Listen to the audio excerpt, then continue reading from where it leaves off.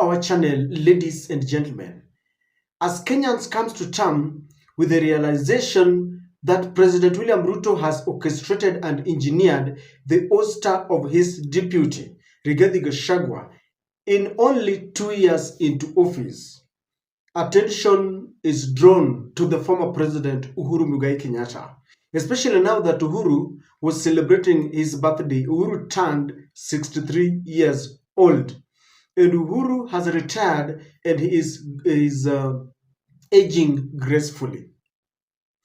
The reason why attention has and focus has turned to Uhuru Kenyatta is because when Uhuru finished his 2 terms in office, he was 61 years old. That was in 2022. Then 2023 last year, Uhuru knocked 62 years old. And then you remember how Kameme fraternity, Kameme FM called him, and people were in jubilation and celebration. The Jubilee Party celebrated him. Then today, 2024, Uhuru Kenyatta has turned 63 years old. But as Uhuru was enjoying his birthday, something was happening to his opponents. Uhuru Kenyatta had given Kenyans in Mount Kenya, Raila Amolo Odinga, and he begged them to support Raila.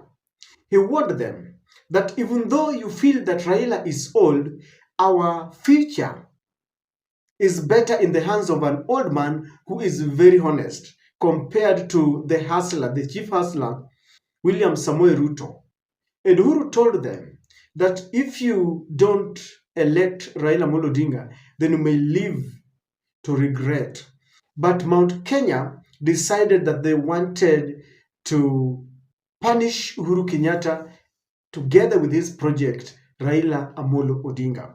And today, Kameme fraternity called Uhuru Kenyatta again to wish him a happy birthday.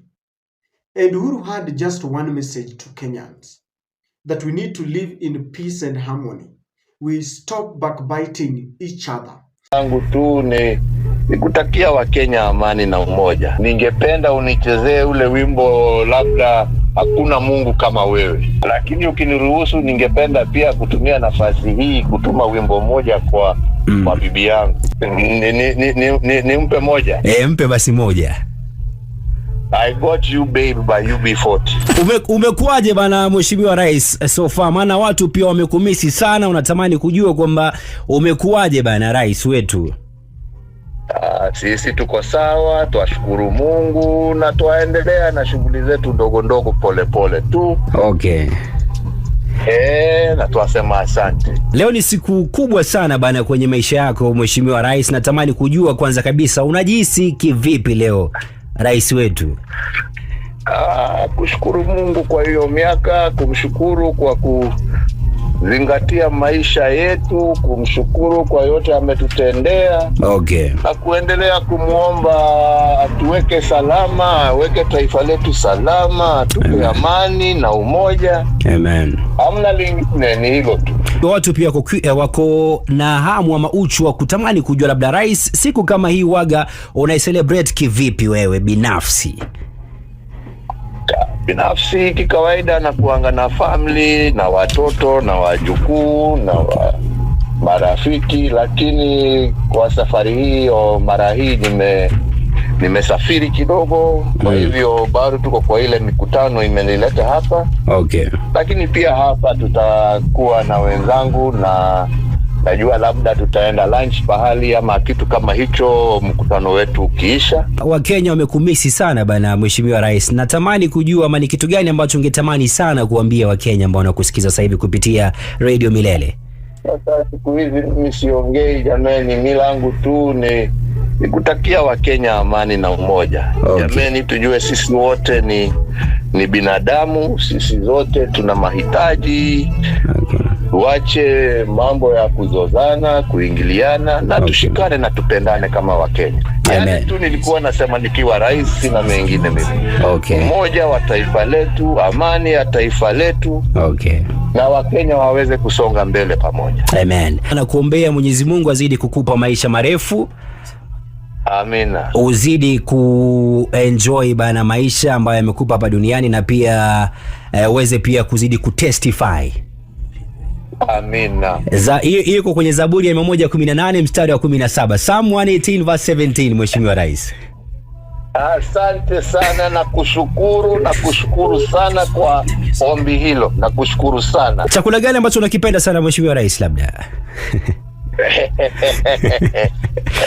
Usinichekeshe, langu likuwa nyama choma, lakini na uzee sasa siku hizi inaniletea shida. Okay.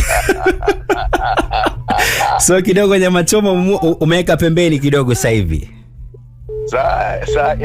Lakini siku hizi bwana, uzee unatulemea.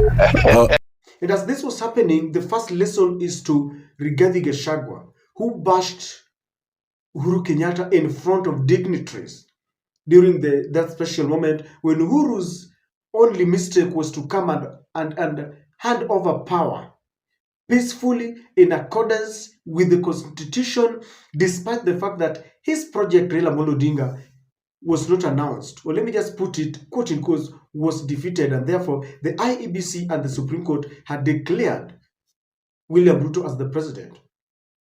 Hawakumwonea huruma. They did not have any sympathy. They did not realize that Uhuru did not want war. He came to hand over power. They attacked his northern farm, they attacked the mother and the child, and they thought that attacking Uhuru's family, including the family business, would help them. When Uhuru decided to retreat, that silence brought a lot of wrangles within Rigathi and Uhuru and William Samoei Ruto.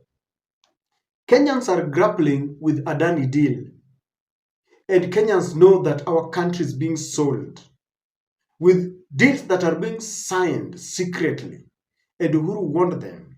And so that speech is also, in retrospect, especially to Kenyans who voted William Samoei Ruto, the hustler nation, who did not spare any moment to scrutinize, as they were told that we are building a nation of the youths, of the hustler, of the mama mboga, of mtu watu wa boda boda.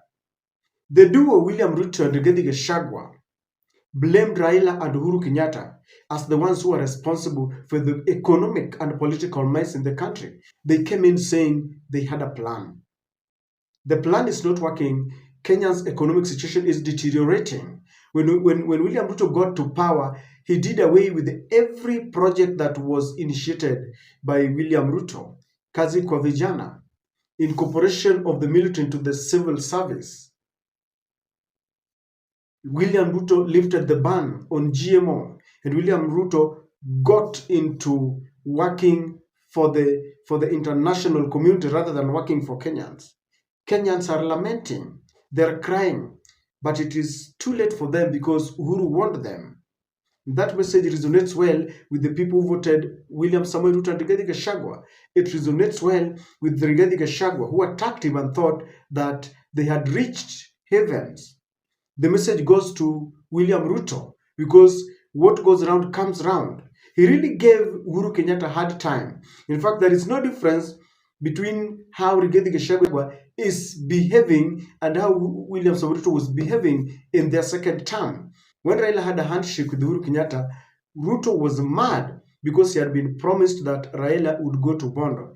Yet instead of being ferried to Bondo, Raila had come in their usual explanation that he had come to stabilize the government when William Ruto was giving Uhuru Kenyatta headache. The same thing they're saying that they have stabilized Ruto's government when Rigathi Gachagua was planning to topple him. But Uhuru had also shown that he was a very patient man. In fact, all this while when William Ruto was plotting mayhem and sabotage against his government, never once did he even think of trying to impeach William Ruto. The patience, because William Ruto, experiencing the very, very things that he did to Uhuru Kenyatta, less than 3 years, has decided to kick him out. Many thought that maybe they would tolerate each other to the end of their first term, then they go for a second term. That is when they disagree, because that would mean that William Ruto would have nothing to lose, just like what happened in their term. So the message also goes to William Samoei Ruto. Karma is real. It comes back. The Mount Kenya nation did not want to listen to Uhuru Kenyatta. Now they have been betrayed. They were told Uhuru Kenyatta never took any developments to Mount Kenya. Today, you ask them what William Ruto has done differently from Uhuru Kenyatta. There isn't anything. They have been ditched at a time when they needed William Ruto the most. They were used to attack Uhuru. They were used to attack Raila. Raila is at the center of power today when their son is being removed. Those powerful positions that they were in, Attorney General, Finance, have been taken away from them. And Uhuru is just trying to remind them that you should never think ya kwamba umefika. You should not think that you've reached your pinnacle. Life is a journey and that is a process. That even if you get that power, please go slow because you never know. Politics is really dynamics. And so Uhuru's prophecy has come true. At a time when he is aging gracefully, at a time when he's celebrating his 63rd birthday, there is trouble in Mount Kenya. There is trouble in the government. There is trouble with the Kenyans who supported William Samoei Ruto. Everyone who supported William Ruto is now lamenting. I've been asking some of my friends who told me Ruto was a good man. He was a sent, God sent. And I'm asking them, how are things today? And most of them are telling me, I never voted. I never voted. No one wants to own that he voted in William Samoei Ruto. So, ladies and gentlemen, the gods are with the Uhuru Kenyatta. His silence has really paid off. And so, ladies and gentlemen, as people thronged social media to celebrate Uhuru's birthday, Uhuru has the last laugh.